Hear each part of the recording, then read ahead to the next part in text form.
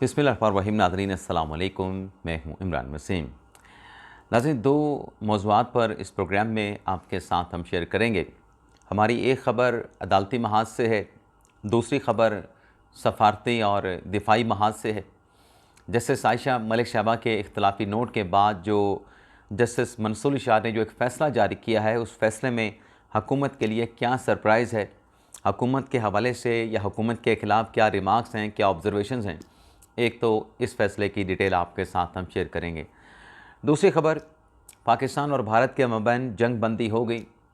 उस जंग बंदी पर पाकिस्तान में खुशियाँ मनाई गईं, शादियाने बजाए गए, लेकिन भारत में सफ़े मातम बिछ गया। भारत के अवाम वो जो जंग चाहते थे, भारत का वो मीडिया जो पाकिस्तान को सफ़ा हस्ती से मिटाने का ख्वाहिशमंद था, मोदी की हाँ में हाँ मिला के बैठा था, उन तमाम को जंग बंदी के बाद एक बड़ा झटका लगा है। जनरल आसिम मुनीर ने वो काम कर दिखाया है जो कभी पाकिस्तान के लिए मुश्किल हुआ करता था। तो इस खबर की डिटेल भी आपके साथ हम शेयर करेंगे, लेकिन प्रोग्राम का आगाज़ करने से पहले आपसे दरख्वास्त करेंगे कि चैनल को सब्सक्राइब कर लें, बेल आइकॉन का बटन प्रेस करें। वीडियो अगर पसंद आए तो इसे लाइक और शेयर ज़रूर कीजिएगा। नाज़रीन, प्रोग्राम का आगाज़ करने से पहले एक दोस्त की जानिब से कहा गया तंज़ था या उसकी मोहब्बत थी, क्योंकि मैसेज के ऊपर आप किसी के तंज़ का अंदाज़ा कर सकते हैं, लेकिन हो सकता है कि वो उसकी आपके लिए मोहब्बत भी हो। एक दोस्त ने कहा कि इमरान साहब, आप सिर्फ पॉलिटिक्स पे और कोर्ट पे बात किया करें। मैं दूसरी मरतबा ये बात कर रहा हूँ। तो मैं आज चलें आप तमाम दोस्तों को बता देता हूँ कि मैं पिछले 1.5-2 साल से फ़ॉरेन ऑफिस की बीट भी कर रहा हूँ। मैं फ़ॉरेन मिशंस को भी कवर कर रहा हूँ। सिर्फ पाकिस्तान की पार्लियामेंट या सुप्रीम कोर्ट में रिपोर्टिंग नहीं कर रहा था, साथ साथ मैंने अपना और टेस्ट भी डेवलप किया है। और वैसे भी जो एक सहाफ़ी होता है, उसने फैक्ट्स के ऊपर रिपोर्टिंग करनी होती है, और फैक्ट्स के ऊपर हर सहाफ़ी रिपोर्टिंग कर सकता है अगर वो करना चाहे थे, अगर वो कोशिश करे तो। किसी सहाफ़ी की एक्सपर्टीज़ जो है वो महदूद नहीं होती। अब ये जो हमारे नेशनल मीडिया के ऊपर मुख्तलिफ सहाफ़ी बैठे थे, ये पॉलिटिक्स के ऊपर रिपोर्टिंग करते रहे, लेकिन जब उनको सिचुएशन रूम में डाला गया, वार रूम में डाला गया, और उन्हें वार रिपोर्टिंग भी की। रोज़ रोज़ तो जंगें नहीं होती। तो इसलिए साफ़ी हर फन मौला ही होता है, और वही साफ़ी होता है जो किसी एक जगह पे स्टिक नहीं होता, वो तमाम काम करता है। और मैंने तो चलें आपको बता दिया, पार्लियामेंट भी जाते रहते हैं, कायमा कमेटियाँ भी कवर करते हैं, सुप्रीम कोर्ट भी करते हैं, हाई कोर्ट भी करते हैं, फॉरेन मिशंस भी। अभी जो रशिया ने वर्ल्ड वार 2 का जो अपना सेलिब्रेशन किया है विक्ट्री का, वहाँ पर भी मैं गया। और भी इस तरह के जो फॉरेन मिशंस के मुख्तलिफ इवेंट्स होते हैं, वहाँ पे जाते हैं माशाल्लाह, उनकी तरफ से बुलाया जाता है। हर हफ्तावार जो ब्रीफिंग होती है फॉरेन ऑफिस की, वहाँ पर भी क्या कुछ होता रहा, क्या टेलीफोनिक गुफ्तगू राब्ते इसहाक डार के दुनिया के सुफरा के साथ थे पाक भारत कशीदगी के दौरान, सारी अपडेट्स आ रही थी, सारी अपडेट्स मैं आगे दे रहा था। लेकिन बहरहाल ये बात लंबी हो जाएगी, मुख्तसर करते हैं। आयशा मलिक साहबा ने, नाजरीन, जो फ़ैसला जारी किया मखसूस नशिस्तों के हवाले से, उस फैसले में आयशा मलिक साहबा ने 2-3 बातें की। एक तो आयशा मलिक साहबा ने कहा, मैं वो नहीं बात कर रहा कि रिव्यू पिटीशन उन्हें डिसमिस कर दी। आयशा मलिक साहबा ने अपने फ़ैसले में बेंच की कंपोजिशन के हवाले से बड़े सख्त रिमार्क्स दिए।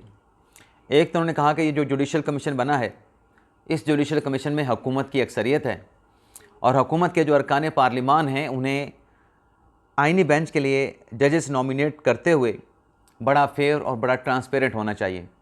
यानी आयशा मलिक साहबा अब तक जो जजेस आइनी बेंच के लिए नॉमिनेट किए गए हैं, उसके ऊपर सवालात उठा रही थी, और सवालात इसलिए उठा रही थी कि 13 रुकनी बेंच जो कि मखसूस नशिस्तों का मुकदमा सुन रहा है, उसमें जस्टिस मंसूर इरशाद को, जस्टिस मुनीब अख्तर को, जस्टिस अतहर मिनल्ला साहब को, जस्टिस शाहिद वहीद साहब को और जस्टिस इरफान सादिक खान को क्यों नहीं शामिल किया गया। आयशा मलिक साहबा ने और वकील अब्बासी साहब ने कहा कि इन जजेस को इस बेंच में शामिल होना चाहिए था, और बेंच चूँकि उनको बग़ैर शामिल किए बनाया गया है, तो इसलिए बड़े सीरियस जो है वो सवालात उठते हैं। और अपने उस 6 सफ़ात के इख्तलाफी नोट में आयशा मलिक साहबा ने कहा कि इसमें जस्टिस मंसूर इरशाद साहब समेत बाकी जजेस को शामिल किया जाना चाहिए था। तो ये उनके एतराज़ात थे। अब नाज़रीन, एतराज़ात आयशा मलिक साहबा की अपनी जगह पे, उसके बाद अब एक फ़ैसला आता है जस्टिस मंसूर शाह की तरफ से। आयशा मलिक साहबा ने भी अपने फ़ैसले में हुकूमत की बात की कि जुडिशल कमीशन में हुकूमत की अक्सरियत है, और मंसूर शाह साहब ने जो फ़ैसला तहरीर किया है वो नाज़िम फेडरल सर्विस कमीशन से मुतल्लिक था। एक रिव्यू पटिशन थी जो पब्लिक सर्विस कमीशन की पटिशन अपील खारिज हुई थी, उसके ऊपर उन्होंने रजू किया था। उस अपील में अब मंसूर शाह साहब ने कहा तो ये है कि ये 204 दिन ज़ायदुल मियाद थी। ज़ाहिर सी बात है कि 204 दिन ज़ायदुल मियाद हो तो वो अगर उसमें कोई मेरिट ना हो, अगर उसमें कोई एरर ना हो, वैसे मैंने आजकल ये भी देखा है कि ज़ायदुल मियाद होने के बावजूद भी जो जजेज़ हैं, जो अदालती बेंचेस हैं सुप्रीम कोर्ट के, वो मेरिट के ऊपर भी लिटिगेंट को कह देते हैं कि आप बता दें आप पे आपका मेरिट का केस क्या बनता है, और अगर उसमें जवाज़ मौजूद हो तो फिर ज़ायदुल मियाद वाली जो एक क्लॉग है, जो कदगन है, उसको ख़त्म भी कर देते हैं, उसको कंडोन भी कर देते हैं। तो चलें, 204 दिन ज़ायदुल मियाद थी तो मंसूर शाह साहब को चाहिए था कि आप डिसमिस कर देते कि भाई ये काबिल समात बनती नहीं, मेरिट पे आपका केस नहीं बनता। शाह जी ने दरअसल ये किया कि ये जो नज़रसानी दायर की है उस पर बड़े सख्त रिमार्क्स दिए हुकूमत के ख़िलाफ़ कि पब्लिक डिपार्टमेंट की तरफ से, इंस्टीट्यूशन की तरफ से ये जो नज़रसानी की दरख्वास्त जो कि 204 दिन ज़ायदुल मियाद थी, इसमें अदालती फ़ोरम का गलत इस्तेमाल किया गया। अच्छा नाज़रीन, अब ये अदालती फ़ोरम वाला गलत इस्तेमाल वाला जुमला मैंने मंसूर शाह साहब का पढ़ा, जिसमें ये लिखा था, this case exemplifier gross misuse of judicial forum. तो ये जो मैंने आयशा मलिक साहबा वाला जो फ़ैसला मैंने अभी आपको बताया है, जिसमें जुडिशल कमीशन और फिर 13 रुकनी बेंच की तश्कील के ऊपर एतराज़ किया गया, उसमें भी आयशा मलिक साहबा ने कुछ ऐसे अल्फाज लिखे हैं, एग्जाम्पलीफायर्स। मंसूर शाह साहब भी यही लिख रहे हैं, एग्जाम्पलीफायर्स। तो मुझे एक पता नहीं जहन में ऐसा क्यों ख्याल आया कि ये आयशा मलिक साहबा वाला जो नोट है कहीं मंसूर शाह साहब ने लिख के तो नहीं दिया, लिखा आयशा मलिक साहबा नहीं होगा, लेकिन ऐसे ही मेरे जहन में एक सवाल आ गया। तो मंसूर शाह साहब ने अब किया यह है कि ये इस रिव्यू पिटिशन के ऊपर 1 लाख रुपए का हुकूमत को जुर्माना किया है, और 15 दिन के अंदर ये जुर्माना जमा करवाने का हुक्म दिया, और साथ में ऑफिस को ये कहा है कि 15 दिन के अंदर अगर ये जुर्माना हुकूमत जमा नहीं करवाती, पब्लिक सेक्टर इंस्टीट्यूशन जमा नहीं कराता, तो फिर हमें नॉन कंप्लाइंस की रिपोर्ट पेश कीजिएगा, तो फिर हम इस पर तौहीन अदालत की कार्रवाई का आगाज़ करेंगे, ताकि फ़र्दर कार्रवाई, और फ़र्दर कार्रवाई तौहीन अदालत की कार्रवाई होती है। तो ये शाह जी ने हुकूमती इदारों से मुतल्लिक हुकूमत के हवाले से एक बड़ा अहम फ़ैसला और सख्त ऑब्जर्वेशन उसमें पास किए कि इस किस्म की फ्रिविस एप्लीकेशनें क्यों आती हैं।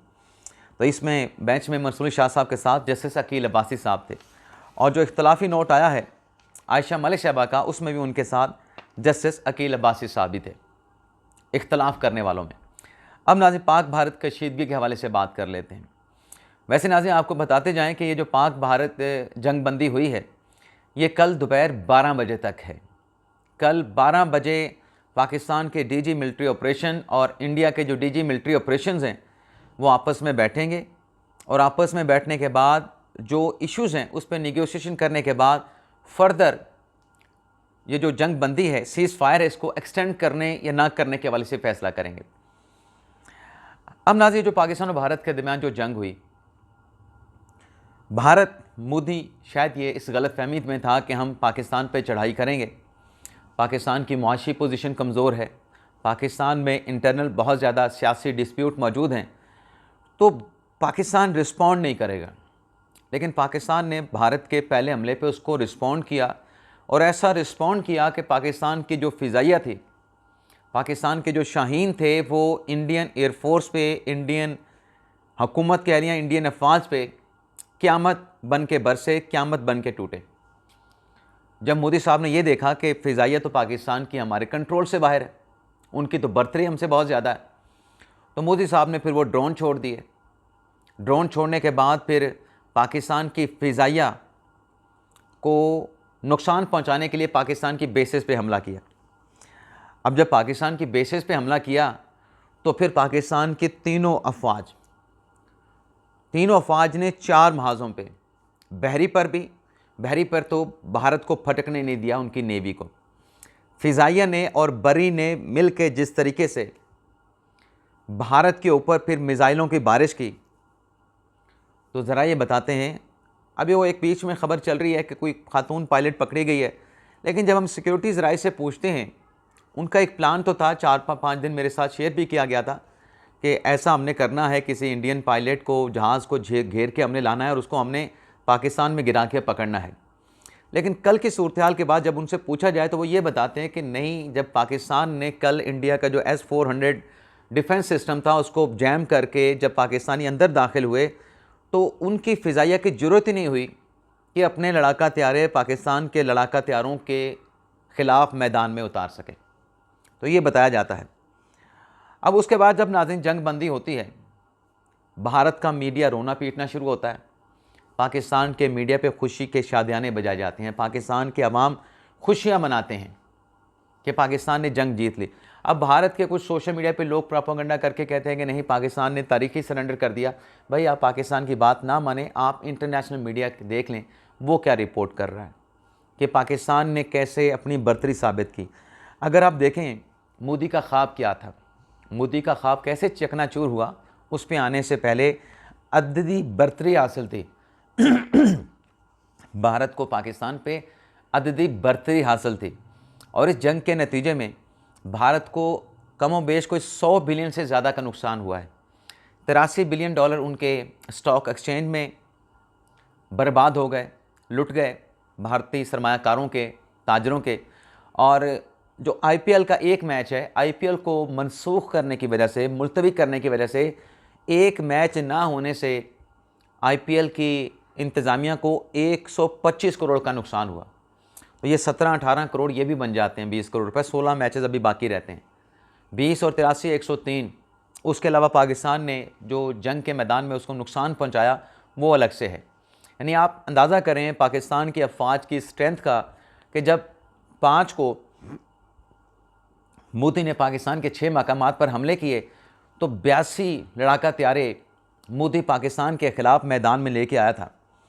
उन 82 भारतीय फाइटर जेट्स, जिसमें रफाल भी शामिल थे, पाकिस्तान ने उसके मुकाबले में सिर्फ 42 अपने लड़ाका तैयारे जो है उसको मैदान में उतारा था।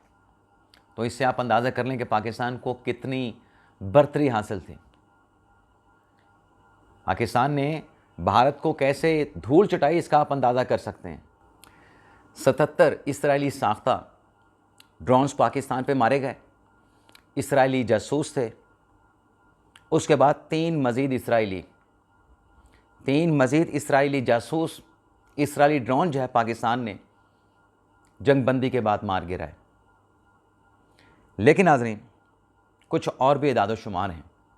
जंग के मैदान में अगर आप देखें तो पाकिस्तान को 5-0 की बर्तरी हासिल, 5 लड़ाका तैयारे भारत के पाकिस्तान ने मार गिराए। S-400 का दिफाई निज़ाम पाकिस्तान ने गिरा दिया। ब्रह्मोस मिज़ाइल की जो स्टोरेज थी उसको पाकिस्तान ने तबाह कर दिया। इंडियन अफवाज की बटालियन और ब्रिगेड हेडक्वार्टर को पाकिस्तान ने तबाह कर दिया। और कितनी एयर बेसिस थी कि सहाफ़ियों को कहना पड़ा कि अगर पाकिस्तान की तरफ से जो जवाबी हमला किया गया है उस पर अगर इंडियन की जो अफवाज है, जो एयर फ़िज़ाइया है या बड़ी फ़ौज है, वो अगर अपने बेसिस का दिफा नहीं कर सकती तो हमारा दिफा क्या करेगी। अब नाज़रीन, बात यह है, मोदी साहब का जो ख्वाब था वो ख्वाब तो पूरा नहीं हो सका। उस ख्वाब को आसिम मुनीर ने जिस तरीके से रिस्पॉन्ड किया, भारत की इस मुसल्लत की गई जंग का जिस तरीके से जवाब दिया, वो ख्वाब चकनाचूर हो गए। आलमी ताकत बनने का ख्वाब था, खित्ते का चौधरी बनने का मोदी का ख्वाब था, फ़िरौन बना हुआ था, मुज़ाकरात के लिए तैयार नहीं था, मुज़ाकरात की टेबल पे आने के लिए तैयार नहीं था। लेकिन पाकिस्तान की तरफ से जो जवाब दिया गया, उस जवाब के बाद मोदी ने ना सिर्फ फायरबंदी की बल्कि पाकिस्तान के साथ मुज़ाकरात के लिए भी तैयार हुआ। और इस सारी सूरत-ए-हाल में पाकिस्तान का पलड़ा सफारती महाज पे, दिफाई महाज पे, मीडिया के महाज पर भारी रहा। अब बेशक भारत ये कह रहा है कि हम मुज़ाकरात नहीं करेंगे, बस हमने सिर्फ सीज़ फायर किया है। लेकिन आज नाज़रीन, जंग बंदी तो हो चुकी है। जंग बंदी के बाद जो एग्रीमेंट हुआ है सीज़ फायर का, भारत ने मुज़ाकरात की टेबल पे पाकिस्तान के साथ बैठना है। तो नरेंद्र मोदी को आज जो झटका लगा है जंग बंदी के एग्रीमेंट से डिफेंस करने के बाद, इनराफ करने के बाद, कि हम तो पाकिस्तान के साथ किसी न्यूट्रल मकाम पे बैठ के, किसी थर्ड जगह पे बैठ के मुज़ाकरात नहीं करेंगे। तो क्या कहते हैं ना अमेरिकी सदर डोनाल्ड ट्रंप, वो ये लिखते हैं कि पाक भारत क़यादत पे फ़ख्र है, जंगबंदी ना होती तो तबाही होती। अमेरिकी सदर डोनाल्ड ट्रंप का कहना है कि पाकिस्तान और भारत के मजबूत और गैर मुतज़लज़ल क़यादत पर फ़ख्र है। जंगबंदी ना होती तो बहुत सारे लोग मारे जाते और तबाही होती। आगे नाज़रीन जो असल बात है वो आगे आ रही है, मैं उसको आगे सीधा लेके चलता हूँ, बाकी सारा स्किप कर देता हूँ। डोनाल्ड ट्रंप का मज़ीद कहना था कि कोशिश होगी कि पाकिस्तान और भारत के साथ मिलकर मसला कश्मीर का हल निकालें। देखूंगा मसला कश्मीर का कोई हल निकल सके। उनका मज़ीद भी कहना था कि पाकिस्तान और भारत के साथ तिजारत में इजाफा करूं। अभी बातचीत नहीं हुई लेकिन दोनों मुल्कों से तिजारत बढ़ाना चाहता हूं। अब नाज़रीन मसला कश्मीर के ऊपर तो भारत बात करने के लिए तैयार नहीं था, लेकिन पाकिस्तान ने जिस सतह पे जाके सफारती पे, दिफाई पे और मीडिया के महाज पर कश्मीर के इशू को उठाया, अपने अमन की जो ख्वाहिश है उसको दुनिया के सामने रखा। अब मसला कश्मीर दोबारा से ज़िंदा हो चुका है और डोनाल्ड ट्रंप ने एतराफ़ कर लिया है कि ये डिस्प्यूटेड इशू है। भारत का ये कहना है कि कश्मीर हमारी शहर है, अमेरिकी सदर भी इसको नहीं मान रहा। तो ये पाकिस्तान की बहुत बड़ी कामयाबी है, हमारे आर्मी चीफ की, हमारी हुकूमत की बड़ी कामयाबी है।